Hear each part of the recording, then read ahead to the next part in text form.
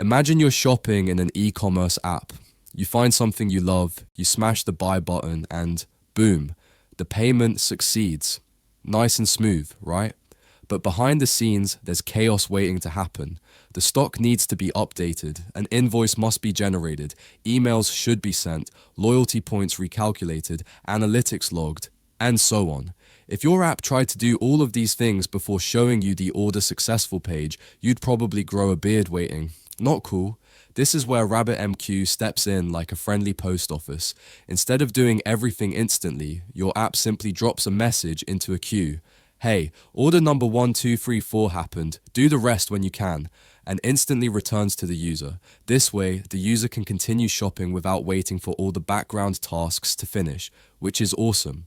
Now, let's build a Python example to understand how RabbitMQ really works. We'll begin by starting a RabbitMQ server using Docker. When you run the appropriate command, Docker first checks whether the RabbitMQ image exists on your system. If it doesn't, Docker automatically pulls it from the registry. After that, it launches a container, exposes the necessary ports, and enables the management dashboard. Within a few seconds, you have a fully functional RabbitMQ server happily waiting for incoming messages. Great, our RabbitMQ server is now running successfully. Next, we switch to Python. To communicate with RabbitMQ, we need to install a module. You would normally install it using a pip command. I've already installed it earlier, so I won't run it again, but make sure you run the installation step before continuing. Let's walk through what the publisher script does, step by step, without writing any code, just understanding the logic. First, the script imports everything it needs. A library to talk to RabbitMQ, a timer to slow things down, and a randomness helper just in case. Then it establishes a connection to the RabbitMQ server running on your machine. Think of this as picking up the phone and calling the RabbitMQ post office. Once the connection is made, the script opens a channel, like opening a lane on a highway where all messages will travel. Next, it makes sure a queue exists. If the queue with our chosen name doesn't exist, RabbitMQ creates it. If it does, RabbitMQ simply smiles and leaves it as is. After that, the script prints a fun message like, "The autosender is starting," just to let you know everything is alive. The script then creates a counter starting from 0. This counter is used to fake order numbers. Now comes the fun part, an infinite loop.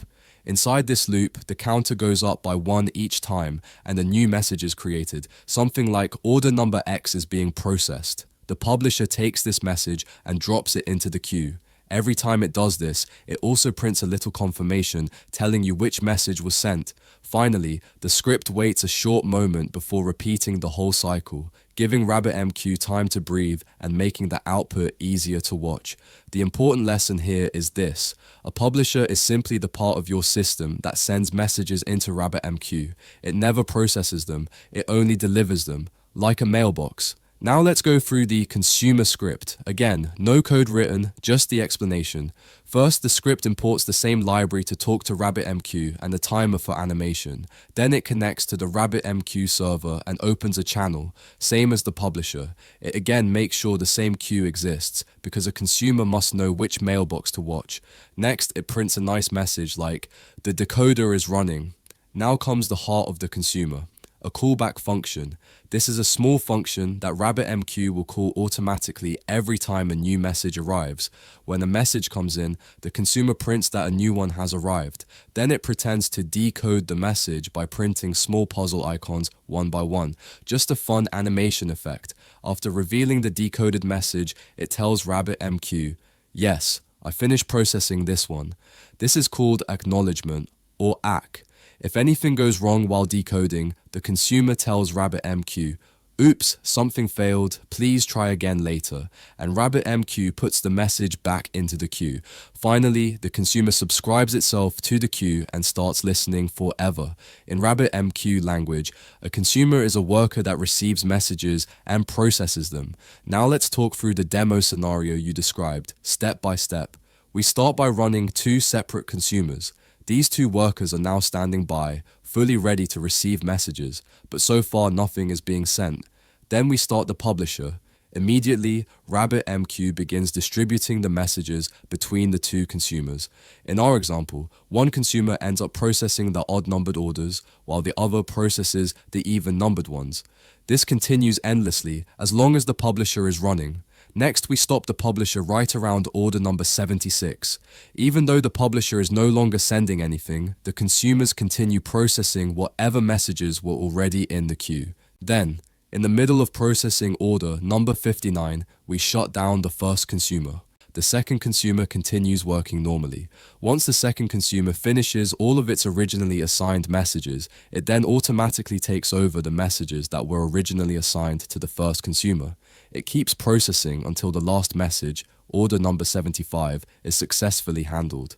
At that moment, everything stops and the system is fully drained.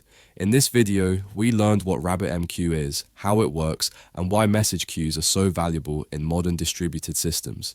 If you enjoyed this video, feel free to check out the courses section on the channel. There are many free Python courses waiting for you. And if you'd like to support the channel, you can join the community and like the video. Keep learning and see you in the next lesson.